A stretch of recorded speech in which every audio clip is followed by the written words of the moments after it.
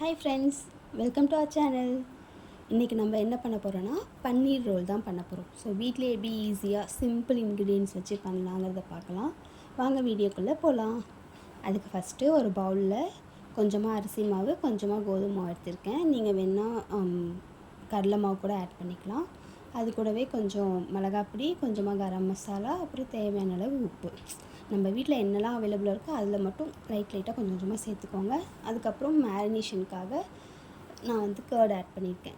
So curd add பண்ணதுக்கப்புறமா நல்லா ஒரு பேஸ்ட் பதத்துக்கு இதை நல்லா மிக்ஸ் பண்ணி எடுத்துக்கோங்க. இந்த ஸ்டேஜில் காரம், உப்புலாம் டேஸ்ட் பார்த்துட்டு எல்லாமே ஓகேனா க்யூப்ஸாக கட் பண்ணி வச்சுருக்கிற பன்னீரை நான் இதில் ஆட் பண்ணியிருக்கேன்.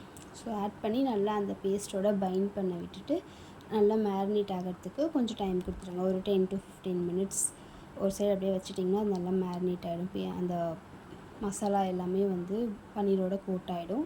அது கோட் ஆனதும் நெக்ஸ்ட்டு பார்த்திங்கன்னா ஒரு பவுலில் ஒரு பெரிய வெங்காயம் கட் பண்ணி வச்சுருக்கேன், அதை சேர்த்துக்கிறேன். கூடவே உங்கள்கிட்ட வேறு ஏதாவது வெஜிடபிள்ஸ் இருந்தாலும் கேப்சிகம், கேரட் இந்த மாதிரி எது இருந்தாலும் நீங்கள் இது கூட ஆட் பண்ணிக்கலாம். இன்றைக்கி நான் ஜஸ்ட் ஒரு ஆனியன் மட்டும் எடுத்துக்கிட்டு அதில் லெமன் ஸ்க்வீஸ் பண்ணி விட்டு அப்புறம் சால்ட் ஆட் பண்ணியிருக்கேன். அது நல்லா கலந்து விட்டுட்டு ஒரு 2 மினிட்ஸ் போல் எடுத்து வச்சுருங்க.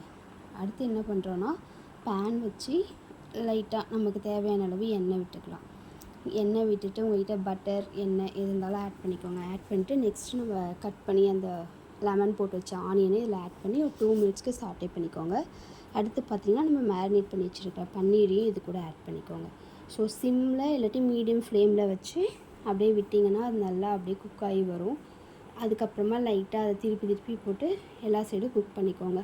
ஒரு 5 மினிட்ஸ்க்கு அப்புறமா நான் இது கூட ஒரு ரா கேபேஜ் கொஞ்சமாக கட் பண்ணி வச்சு அதையும் இது கூட அப்படியே மேலே ஆட் பண்ணிக்கிறேன். ஸோ வீட்டில் என்ன வெஜிடபிள்ஸ்லாம் அவைலபிள் இருக்கோ அதெல்லாம் நம்ம ஆட் பண்ணி அந்த ரோல் வச்சு சாப்பிடும்போது டேஸ்டியாக இருக்கும். ஸோ இன்றைக்கி நான் இது கூட கேபேஜ் ஆட் பண்ணி நல்லா ஒரு 10 மினிட்ஸ் போல் குக் பண்ணி எடுத்துக்கிறேன். அடுத்து நான் ஒரு சிம்பிள் டிப் பண்ணியிருக்கேன். என்னென்னா கேர்டில் பெரிய மசாலா என்கிட்ட இருந்துச்சு. ஸோ அதை இது கூட ஆட் பண்ணிக்கிறேன். உங்களுக்கு டேஸ்ட்டுக்கு ஏற்ற மாதிரி நீங்கள் 1 ஸ்பூன் ஆர் 2 ஸ்பூன் பெரிய மசாலா ஆட் பண்ணிக்கோங்க. அது கூடவே சில்லி ஃப்ளேக்ஸ் கொஞ்சம் ஆட் பண்ணிக்கிறேன். ஸோ சில்லி ஃப்ளேக்ஸ் ஆட் பண்ணிவிட்டு டேஸ்ட்டு பார்த்துக்கோங்க. உங்களுக்கு எனக்கு இந்த டேஸ்ட் ஓகேவாக இருந்துச்சு. உங்களுக்கு இல்லை வேணும்னா கொஞ்சம் உப்பு, இல்லை இதிலே கொஞ்சம் லெமன் ஜூஸ் இந்த மாதிரி எதுனாலும் ஆட் பண்ணிக்கலாம். ஸோ அந்த டிப்பை எடுத்துக்கிட்டு இந்த பக்கம் பார்த்திங்கன்னா பன்னீர் ரெடி ஆகிடும்.